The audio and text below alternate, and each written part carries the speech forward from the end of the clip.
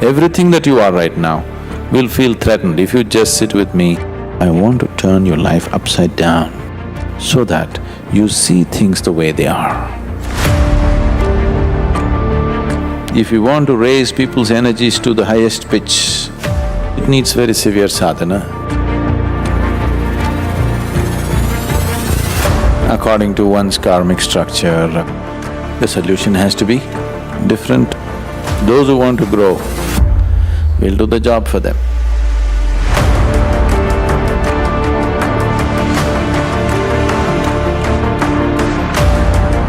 What happens to one's past karma when their spiritual process is put on fast forward? See, all impressions, whatever the karmic impressions, they are being worked out with the simple process of life itself. This is called as prarabdha. Prarabdha means the allotted karma for the lifetime. There is something called as sanchita, which is the warehouse of karma. It's a large stock. But for this lifetime, something is allotted, this is called as prarabdha. So, if you put you on fast forward, we also have to secure your life in certain ways, because if the prarabdha gets over, the life within you thinks its term is over, so it will try to leave. So we will have to put certain anchors in the system so that even if the prarabdha gets over fast, the life will not think that it's over. It still stays in the body. So when we put you on fast forward, if you are lots of misery, you will see you will go through enormous misery. Very fast, very intense. Never in your life you have known that kind of suffering. It'll go like that. Because your suffering was coming in small doses every day. Now it's all in big doses. You just go through it. It is just that instead of suffering for the next 50 years, you are going to finish it in the next maybe 5 weeks or 10 weeks or maybe 5 months, maybe 1 year. So you will see suddenly, not for everybody, it depends what you have, what stuff you carry. But suppose you are already in some kind of thing, you will see once we put you on fast forward, everything is like fast. What was coming in small doses comes to you in big doses now. But it'll last much lesser time. Instead of spreading it through your life, you finish it off in a short span of life and then see what to do. Because as long as these little things are coming every day, it is not allowing you to progress, it will not allowing you to look forward, it keeps you looking down here on a daily basis. You finish it all in a short span of time, then it's so much easier to aspire for something bigger.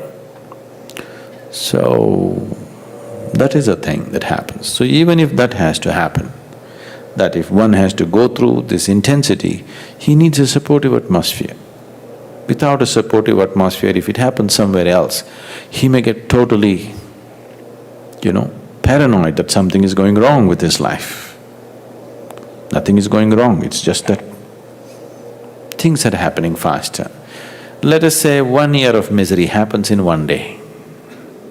It's going to be a lot of stuff to handle, isn't it? But you're saving 363 days. You're saving 363 days of no misery, but 1 day you are going through enormous misery because 1 year's dose is happening in 1 day. I'm just… not necessarily like this, I'm just saying for example. The sanchit karma, does it also? You don't have to work out everything. Once your prarabdha is handled, there is a certain space. It gives you certain room to look at life from a completely different way. So now you need not necessarily work it out because the whole thing is so imaginary. It doesn't exist really. It is only an imprint, it is not a reality. But within you it's going on like a reality. So once you work out the prarabdha, it gives you sufficient space to look at life, to perceive life, to know life in a completely different dimension. So, if you give yourself this much space, you will have the clarity to see that the whole thing is illusory. When you're able to see this whole karmic influence is so illusory, you can just drop it with certain realization. You don't have to work out all that. If you try to work out your sanchita, it's a long process, very long process, because the accumulation is so huge, so very huge. You don't try to work out those things. You see how to just dissolve it right there, in one stroke. It's only prarabdha that you're trying to work out because it's already there in allotment. What's in the storehouse, you don't try to work that out. You try to just burn the store together. You don't even want to see what's there in it. You don't even make an attempt to see what is the content, because once you open it, it may engulf you. You just handle the prarabdha, it gives you a clear space, then dispose of the warehouse, wholesale. You don't try to see the content of that and work it out. That's going to be a very, very long process. In spirituality, they talk about burning up past impressions and karma, but the desire to learn and grow itself is based on past impressions. Isn't this contradictory? Now you use two words, learning and growing. Growing is different, learning is different. You learn basically to earn, isn't it? Earn this or that. Grow is for a different reason. There's no benefit for growth, but it's everything. There's really no benefit. Now you become enlightened, nobody's going to pay you. Okay.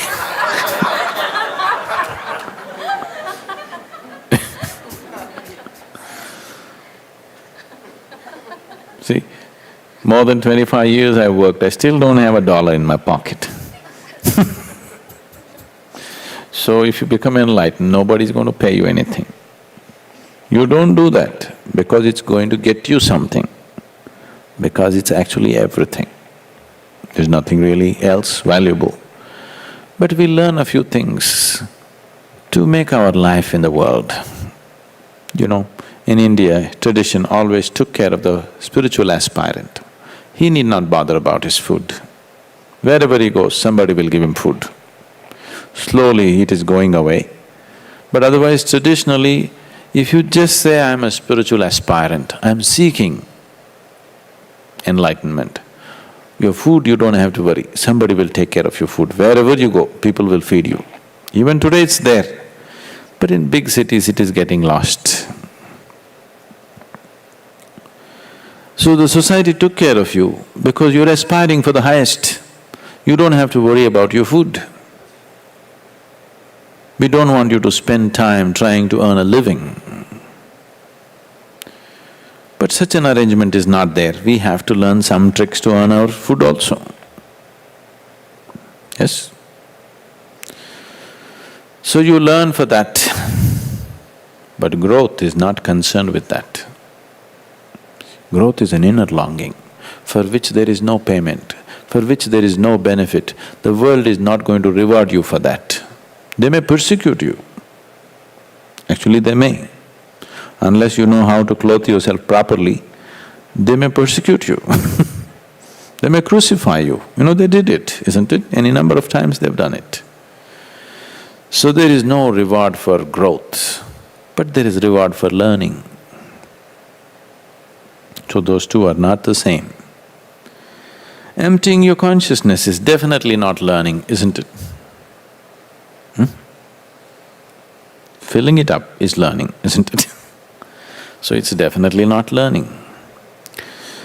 So at certain levels, I may be talking about learning because you want to live your life in a particular way. You came to yoga because they printed all those benefits at the back of the brochure, isn't it? So if you want something, you have to learn something. You don't care for any of the benefits, you don't care if you fall dead tomorrow morning, but you want to grow. Then they are different, we handle them in a different way. They don't have to learn anything. I will do different things with them.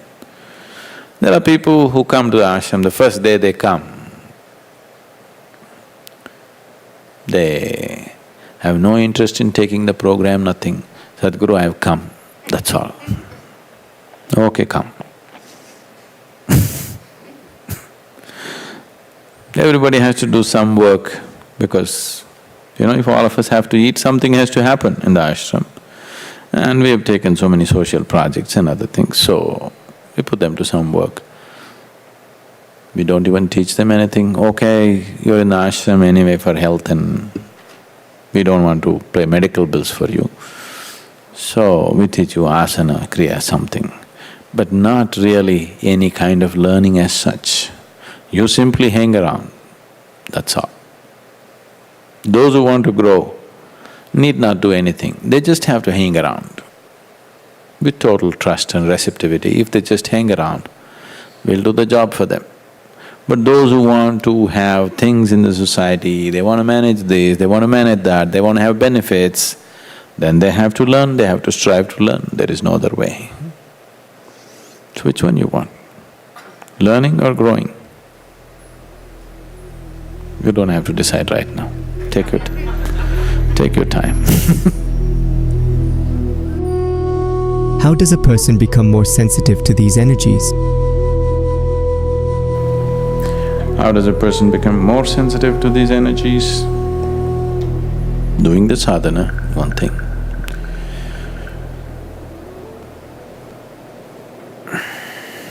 If you take little more drastic step like a bhava spandana, that could help.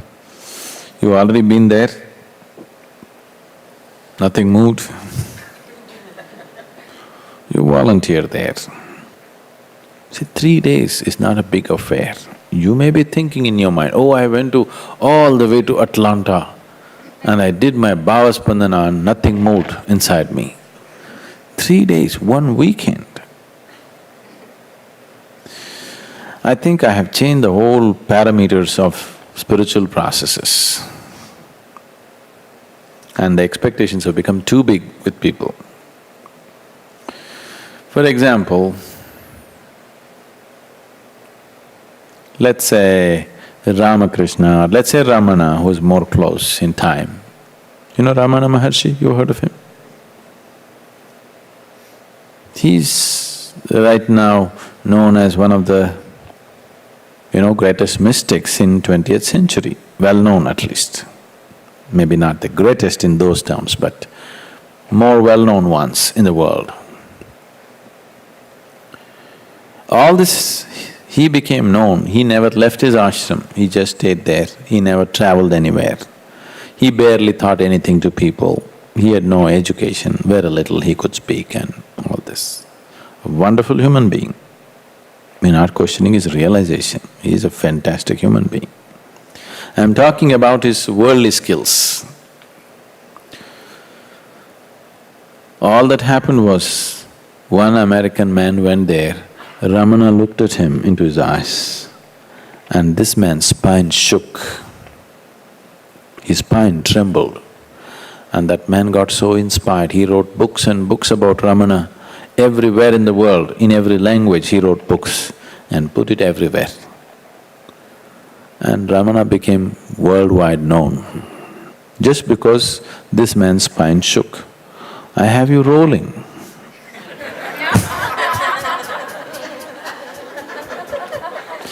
And expectations are becoming bigger and bigger and bigger and bigger, This used to happen in the 7 days itself. Earlier, in the initiation itself, I would have 80% of the people rolling on the floor. We stopped that because people were getting scared and running away and all those things. If you see what's happening in samyama and various other processes that we are doing, the kind of energy contact that people have is so enormous. You won't see that, as far as I know, you won't see that anywhere else.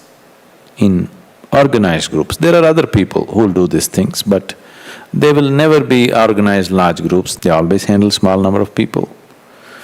People who are close to them, with them alone. In large number of people, an organized group of people like this, these kind of things happening, I don't think there's any other place like this anywhere in the world where just, people gone. And because of this, expectations are growing bigger and bigger and bigger. One weekend you go and come, you want to reach enlightenment now. One weekend you spared and you expect something else to happen. You're blown over by the experience, but you're beginning to think that's not enough, something else should happen. Because people around you are talking bigger things. No, don't go this way. You don't worry about these energies. You just give yourself to the sadhana.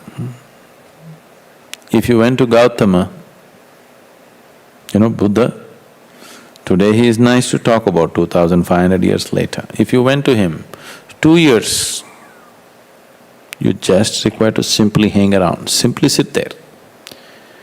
They won't even give you work, no initiation, no practice, no teaching, no work. Even to earn the work, you have to hang there for 2 years. Even to sweep the floor in the ashram, 2 years you must wait. You understand? Then 2 years if you wait, then you can wash the dishes. 5 years if you wash the dishes, then you will be given the sutras which you can read and recite. Another 5 years if you do this, then you will get an initiation. We should have done it that way. Now within a week you're initiated and in a weekend you're, going through ecstasies in Bhavaspandana and it's not enough. High tech, You mentioned that you want to spend more time on spirituality.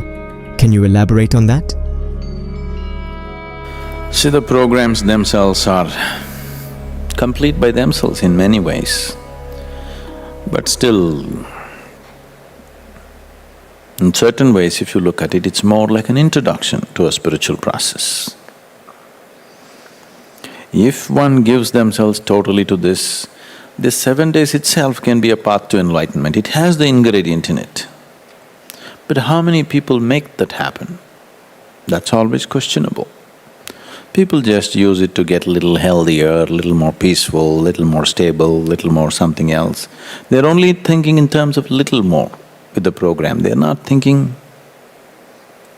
to reach out to their ultimate nature. So, for that, we would like to, because different people's needs are different ways, only to a certain point we can do common things with everybody. But beyond a certain point, it becomes very individualized. What you do with one person, you cannot do with the other person because it's very different. According to one's karmic structure, according to how one has built himself into, what kind of trap he's built himself into. Accordingly, the solution has to be different too. So what is hardcore spirituality? Hardcore spirituality is a place where there is no teaching. Nobody's telling you how to be, how not to be, all this. It's fundamentally handling the life in you, not your mind, not your emotion, not your body, just handling the life energies and taking them in a certain direction. You see, the moment you sit here, you are a little disturbed, people are going, they're making noises, and if you let them be, they'll go through the ceiling. If you just let them loose, there are people here who will just, fly through the ceiling. They're like that. Because ultimately, if spiritual process has to happen within this lifespan, within this life, if you really have to reach your limits, one way is intense devotion, where you throw away your life completely. Nothing matters. You know all those mad people you've heard, Ramakrishna Paramahamsa, Mirabai, these are all utterly mad people. I want you to know this. Today you worship them, it's easy. People who lived with them, they had a horrible time because their devotion is such, they're absolutely insane people. They have no sense of the world around them. You should see the kind of trouble Mirabai's husband Bhojraj went through. Unbelievable. Another man would have broken. He went through such a horrible time because this woman is a devotee, a mad devotee. If you don't have the madness, you cannot be a devotee. You must know this. You are a very controlled devotee, you are not a devotee, you are a great deception. There is no controlled devotion. Devotion can only be mad. There is no other way. So that is one way. But if you go that way, you have to be in protected atmospheres in today's world, otherwise if a Mirabai or a Ramakrishna Paramahamsa appears in United States, you will immediately hand him over to your psychiatrist because they are exhibiting all the qualities in which the psychiatrist or a psychoanalyst sees a client, a permanent client. Yes, they're exhibiting all the qualities. They belong to another world, but it doesn't matter. You don't bother about such things today. If such people appear in United States, they will definitely be pumped with all kinds of medicines and controlled and ruined. They are insane people. They need protected atmospheres. So for that also, you need an ashram, a hardcore place where insane people can go about normal. Totally insane people, mad with this. And another thing is, if you want to do the jnana or the intellectual path, then you need lots of sadhana to sharpen your intellect, to make your intellect like a razor blade, that nothing sticks to it, but it can cut through everything. If this has to happen, we need lots of sadhana. For that also we need a certain space where they are left untouched by other people, otherwise it won't be possible. If we want to do kriya, if we want to raise people's energies to the highest pitch and get them across, then also it needs very severe sadhana, which will need a place. The only thing which you can do in the world is karma. You can do karma yoga in the world and get appreciated. If you do any other type of yoga in its intense form, you will have trouble in the world. You'll definitely have a lot of trouble in the world. The world is not mature enough to accept such things. In United States, it's going to be very bad. Even in India, it's bad. Slowly, they all became westernized, Even in India, today if Ramakrishna appears, he'll have big problems. Those days he passed off somehow. Today he'll have problems. Today he has to be,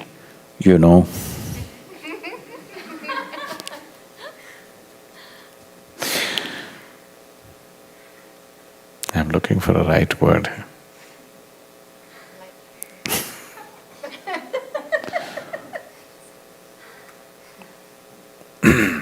He has to be society savvy like me. Otherwise he won't survive. He won't survive otherwise. Me also, only in the last 7 years I am like this. Earlier, I wouldn't care a hoot what somebody is thinking, somebody is doing, all this nonsense. Only when I, To a point I built the whole thing and Dhyanalinga, and then before consecration and after consecration, I am a completely different personality. People who know me before, they can't believe I am the same person. Everything about me I changed. I wanted to change further, but then I thought they'll be too heartbroken, so I controlled a little bit of it. But you should have seen Sadhguru Sri Brahma. He was like fire. People would be just terrified. If they looked into his eyes, they would be just terrified. See, now I've softened myself constantly. If I don't smile for 1 hour, you will be terrified sitting with me. Not because I'm dangerous, because I'm threatening. I threaten your very existence the way you are right now. Everything that you are right now will feel threatened if you just sit with me and if I don't smile. I'm constantly smiling so that you don't run away. Yes. If this intensity is not there, it is just talking spirituality. If a guru doesn't constantly threaten everything that you are, why do you need him? To learn something, you can learn from a book. You don't need a guru to learn. Guru is there to demolish those things that you yourself can never demolish, so that the limited is destroyed, so something beyond happens to you. So if something beyond has to happen to you and you want to achieve things in this life, then if new dimensions enter your life and you don't know how to handle it, you will be in lots of trouble. Today, solace peddling is passing off as spirituality. Don't worry, I'll bless you, everything will be okay, everything will be okay. I don't want anything to be okay for you. Do you understand? I don't want anything to be okay for you. I want to turn your life upside down so that you see things the way they are. Turning your life upside down does not mean uprooting your house or your job or your health or something. Your perspective. Your perspective of life has to be completely turned upside down, otherwise you will not see things the way they are. That you cannot do by yourself. If you do it by yourself, the changes that happen will make you so scared that you will again run back to the old ways. Unless there is somebody here guiding you and tempering those things and controlling those things for you. When on the energy level, when changes happen, you will think that you're actually going to die. Something totally new is happening. Anything new feels like death for most people. Anything new is very threatening. Anything absolutely new, people will think death is going to come, isn't it? See, right now, let us say something black and big just comes out of this wall. Huge fear, why? Because you think it's going to eat you up. You think death is going to happen. Anything new means your mind will feel threatened and it will think that you're going to die. So when big changes happen in your energy system, you naturally think you're going to die. Unless there is somebody there who will temper these things and allow these things to happen in certain ways as it's suitable for you, then you won't progress. You'll keep 1 foot forward and if something happens, you'll take 10 steps backward. So, spirituality, hardcore spirituality means managing all these things. You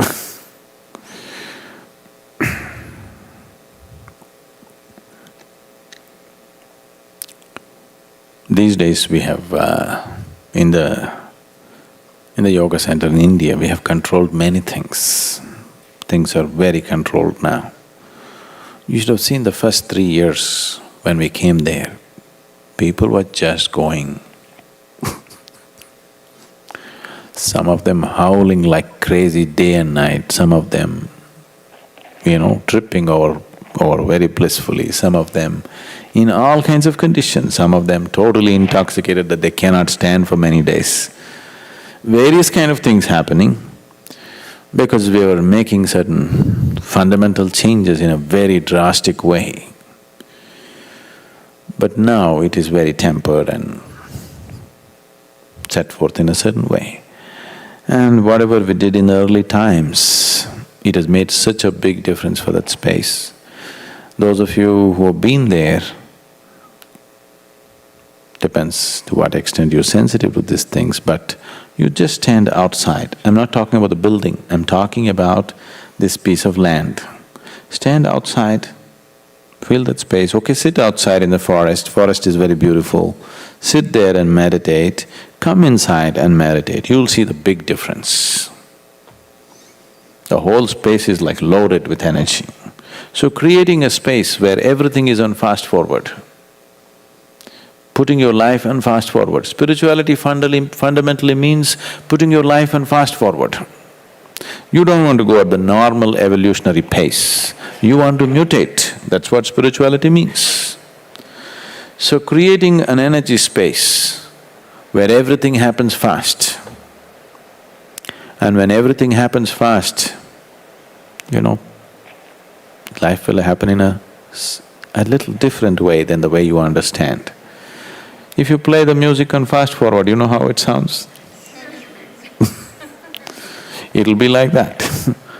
So, when you are playing that kind of music, there must be somebody to decipher what's happening, otherwise people will just run away. It involves various aspects, but fundamentally, to put it simply, yes, to put your life on real fast forward. We don't want you to go at the evolutionary pace. That would take too long. I don't have that kind of patience. I'm not going to be around that long.